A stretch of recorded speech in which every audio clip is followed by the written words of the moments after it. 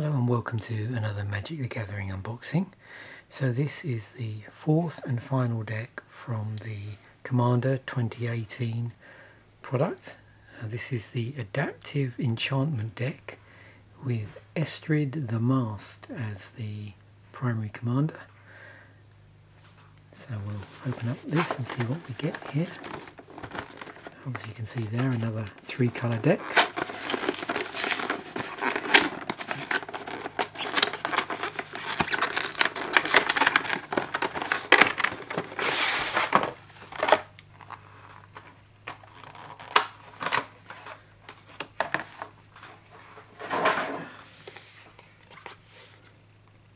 So as I think I mentioned in the other videos, as is becoming the norm with these commander decks, we just have one full-sized, or oversized, sorry, one oversized commander card.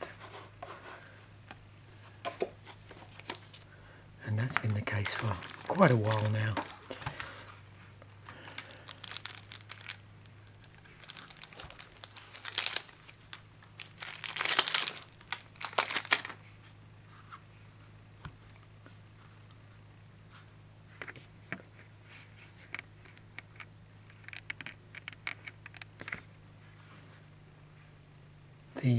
The foiling actually is really making those masks on that artwork really pop out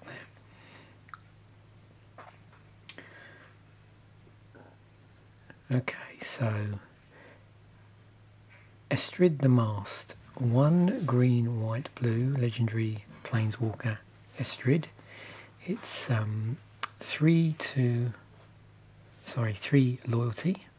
The +2 ability is untap each enchanted permanent you control. The -1 is create a white aura. I'm having trouble seeing this because of the way the artwork is. Let me just move that. Create a white aura enchantment token named Mask attached to another target permanent. The token has enchant permanent and totem armor. And then the -7 ultimate. Put the top 7 cards of your library into your graveyard. Return all non-aura enchantment cards from your graveyard to the battlefield. Then do the same for aura cards. And down the bottom there, a little reminder, Estrid the Mast can be your commander.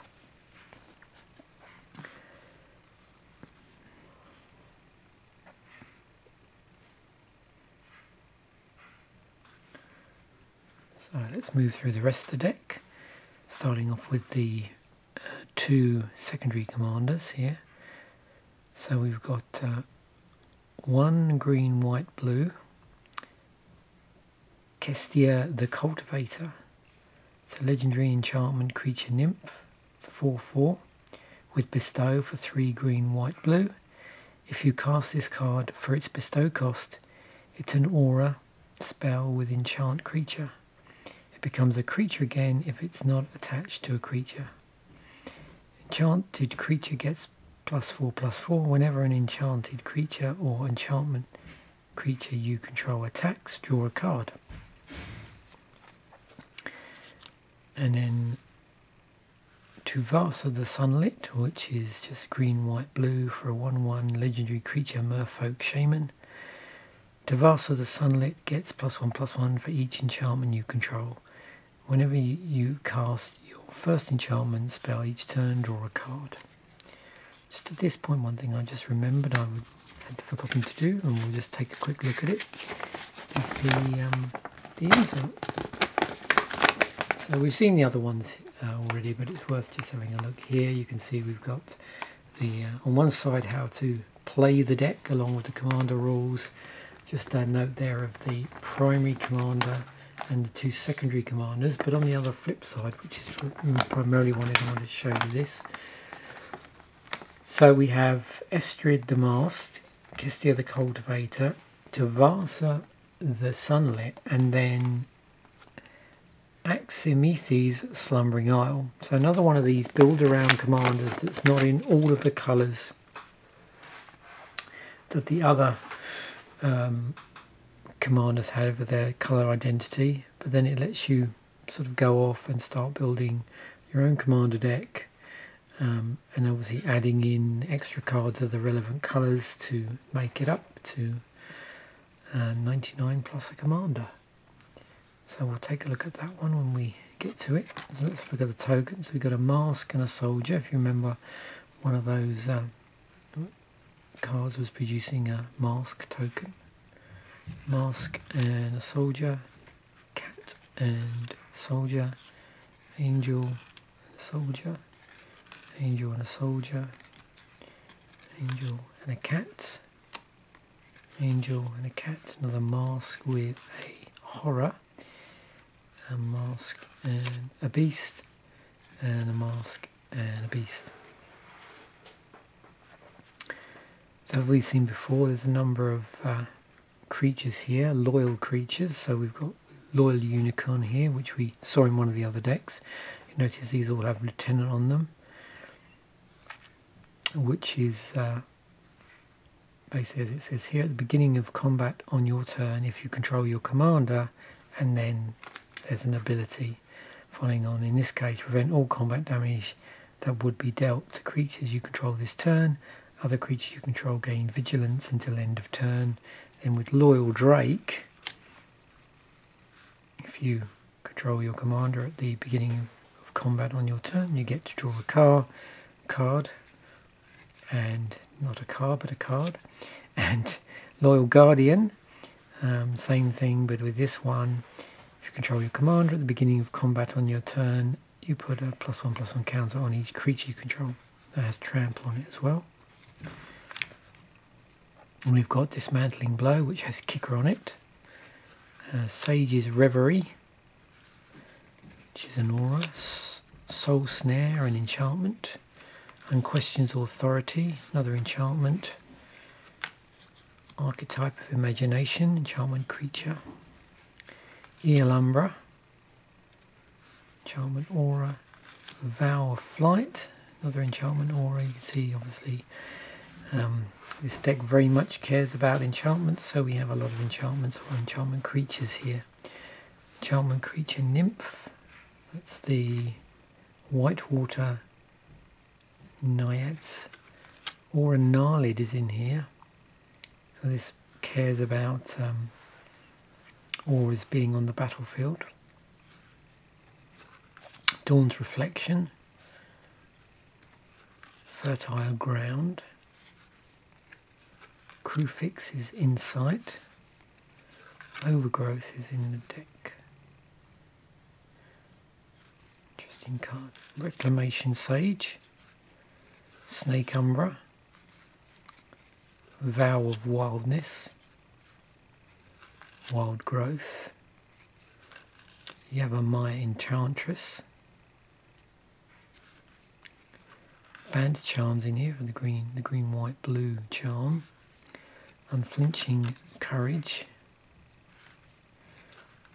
and Soul Ring, which is in every deck. And then we have our planes here, so a few basic lands there.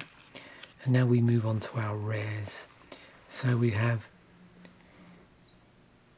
Imperial Storm, 4/2 white sorcery. When you cast this spell, copy it for each time you've cast your commander from the command zone this game. Create 4/4 white angel creature token with flying. That's where those angels are coming from. We saw the tokens for. Heavenly Blade Master, 5 and a white, 3/6 creature angel, flying and double strike. When Heavenly Blade Master enters the battlefield, you may attach any number of auras and equipment you control to it. Other creatures you control get +1/+1 for each aura and equipment attached to Heavenly Blade Master. Estrid's Invocation, 2 and a blue enchantment. You may have Estrid's Invocation enter the battlefield as a copy of any enchantment you control, except it gains at the beginning of your upkeep. You may exile this permanent. If you do, return it to the battlefield under its owner's control. Everwatching Threshold, 2 and a blue enchantment. Whenever an opponent attacks you or a planeswalker you control with one or more creatures, draw a card. Octopus Umbra, 3 and 2 blue enchantment aura, enchant creature. Enchanted creature has base power and toughness 8/8 and has, whenever this creature attacks, you may tap target creature with power 8 or less. It's a totem armor. So with totem armor, if enchanted creature would be destroyed, instead remove all damage from it and destroy this aura. Genesis Storm, 4/2 green sorcery. When you cast a spell, copy it for each time you've cast your commander from the command zone this game. Reveal cards from the top of your library until you reveal a non-land permanent card. You may put that card onto the battlefield, then put all cards revealed this way that weren't put into the battlefield on the bottom of your library in a random order. Myth Unbound, 2 and a green enchantment. Your commander costs 1 less to cast for each time it's been cast from the command zone this game. Whenever your commander is put into the command zone from anywhere, draw a card. Nylea's Colossus, 6 and a green enchantment creature giant. It's a 6/6 with Constellation. Whenever Nylea's Colossus or another enchantment enters the battlefield under your control, double target creature's power and toughness until end of turn. Ravenous Slime, 2 and a green creature ooze. It's 1/1. Ravenous Slime can't be blocked by creatures with power 2 or less. If a creature an opponent controls would die, instead exile it and put a number of 1/1 counters equal to that creature's power on Ravenous Slime. So here's Erexmethys, the Slumbering Isle. 2 green blue, legendary creature Kraken. Erexmethys, Slumbering Isle, enters the battlefield tapped with 5 slumber counters on it. As long as Erexmethys has a slumber counter on it, it's a land. It's not a creature in brackets. Whenever you cast a spell, you may remove a slumber counter from Erexmethys. Tap, add green, blue. Hydra Omnivore, 4 and 2 green. Creature Hydra, whenever Hydra Omnivore deals combat damage to an opponent, it deals that much damage to each other opponent. That's an 8/8. And we've got another legendary creature here. Bruna, Light of Alabaster, 3, 2 white and a blue. Legendary creature Angel. It's a 5/5 with flying and vigilance. When Bruna, Light of Alabaster attacks or blocks, you may attach it to any number of auras on the battlefield. And you may put onto the battlefield attached to it any number of auras cards that could enchant it from your graveyard and or hand. Ajani's Chosen is in the deck. 2 and 2 white for 3/3 creature Cat Soldier. Whenever an enchantment enters the battlefield under your control, create a 2/2 white cat creature token. If that enchantment is an aura, you may attach it to the token. Celestial Archon, 3/2 white. It's a 4/4 enchantment creature Archon. Has Bestow and 5 and 2 white. If you cast this spell for its Bestow cost, it's an aura spell with enchant creature. It becomes a creature again if it's not attached to a creature. Has flying and first strike. Enchanted creature gets +4/+4 and has flying and first strike. Martial Coup, X and 2 white, create 1/1 white soldier creature tokens. If X is 5 or more, destroy all other creatures. Oh, I like this card. Phyrexian Rebirth, 4 and 2 white sorcery. Destroy all creatures, then create an XX colourless horror artifact creature token where X is the number of creatures destroyed this way. Sigil of the Empty Throne, 3 and 2 white. Enchantment, whenever you cast an enchantment spell, create a 4/4 white angel creature token with flying. Silent Sentinel, 5 and 2 white, creature Archon, I think that might be. Flying, whenever Silent Sentinel attacks, you may return target enchantment card from your graveyard to the battlefield. Winds of Wrath is in here, 3, 2 white, sorcery, destroy all creatures that aren't enchanted, they can't be regenerated. Dictate of Crucifix, 2 and 2 blue, flash, it's an enchantment, and at the beginning of each player's draw step, that player draws an additional card. We have Bear Umber in here, 3 and 2 green, enchantment aura, enchant creature. Enchanted creature gets +2/+2 and has, whenever this creature attacks, untap all lands you control, and it has totem armor. Boon Satyr, 2 and 2 green, enchantment creature Satyr, 4/2 with flash and bestow for 3 and 2 green. Enchanted creature gets +4/+2. Creeping Renaissance, sorcery. Choose a permanent type. Return all cards of the chosen type from your graveyard to your hand, and it has a flashback cost of 5 and 2 green. So you may cast this card from your graveyard for its flashback cost, then exile it. Eidolon of Blossoms. Enchantment creature spirit, where it's got constellation. Whenever Eidolon of Blossoms or another enchantment enters the battlefield under your control, draw a card, and it's a 2/2. Enchantress's Presence, 2 and a green enchantment. Whenever you cast an enchantment spell, draw a card. Epic Proportions, 4 and 2 green enchantment aura with flash. Enchanted creature gets +5/+5 and has trample. Ground Seal, 1 and a green enchantment. When Ground Seal enters the battlefield, draw a card. Cards in graveyards can't be the targets of spells or abilities. Herald of the Pantheon, 2 and a green creatures, centaur shaman. It's 2/2. Enchantment spells you cast cost 1 less to cast. Whenever you cast an enchantment spell, you gain 1 life. Must admit, this deck looks really interesting. With all this Enchantress deck. So Spawning Ground, 6 and 2 green, enchantment aura, enchant land. Enchanted land has tap to create a 5/5 green beast creature token with trample. Cold-Eyed Selkie is in here. 2 and then green blue hybrid. It's a creature merfolk row with island walk. So this creature can't be blocked as long as defending player controls an island. It's 1/1. Whenever Cold-Eyed Selkie deals combat damage to player, you may draw that many cards. Daxos of Miletus is in here. 1 white-blue 2/2 legendary creature, human soldier. Daxos of Miletus can't be blocked by creatures of power 3 or greater. Whenever Daxos of Miletus deals combat damage to a player, exile the top card of that player's library. You gain life equal to the card's converted mana cost. Till the end of turn, you may cast that card, and you may spend mana as though it were mana of any colour to cast that spell. Elderwood Scion, 3 green-white, it's a 4/4 creature elemental with trample and lifelink. Spells you cast that target Elderwood Scion cost 2 less to cast. Spells your opponents cast that target Elderwood Scion cost 2 more to cast.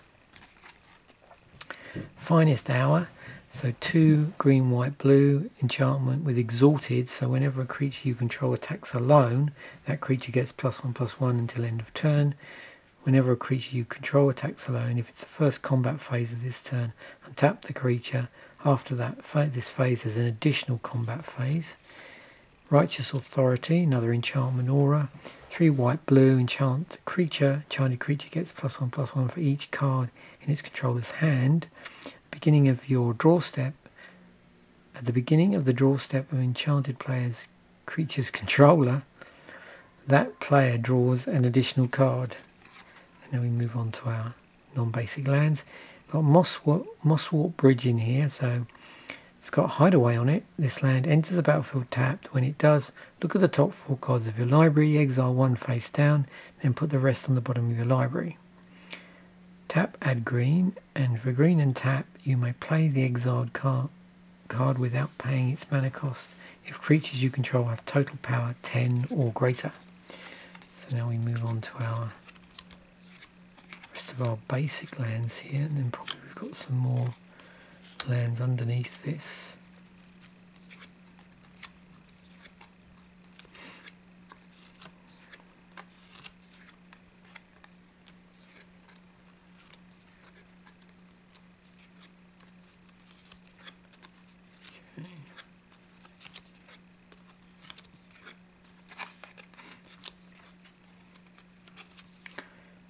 Forests. Okay. Oh, here's Forge of Heroes again. So this is in all the decks. Tap to add colourless. Tap, choose target commander that's entered the battlefield this turn. Put a +1/+1 counter on it if it's a creature card, if it's a creature, and a loyalty counter on it if it's a planeswalker. So we're going to see the Ravnica block bounce lands here. Azorius Chancery enters the battlefield tapped. When Azorius Chancery enters the battlefield, return a land you control to its owner's hand. Taps for white, blue. Blossoming Sands, so it's tap land. You gain life when it enters the battlefield, and it taps for green or white. Command Towers in all the deck. So this taps for 1 mana of any colour in your commander's colour identity. Evolving Wilds has been in another deck. So this is sack land, we sack it. Search the library for a basic land card, put it onto the battlefield tapped, then shuffle your library. Croson Verge. So enters the battlefield tapped. Tap, add colourless, and then 2 and tap, sacrifice Croson Verge, search your library for a forest card and a plains card. Put them in onto the battlefield tap, then shuffle your library. Meandering River, that's just a straight tap land for white or blue. Another plains, Seaside Citadel, so tricolour land that taps for green, white or blue and enters the battlefield tapped. Here's another bounce land from the Ravnica block. The green white one, Selesnya Sanctuary. And then we have the green blue one, Simic Growth Chamber. We have a Terramorphic Expanse.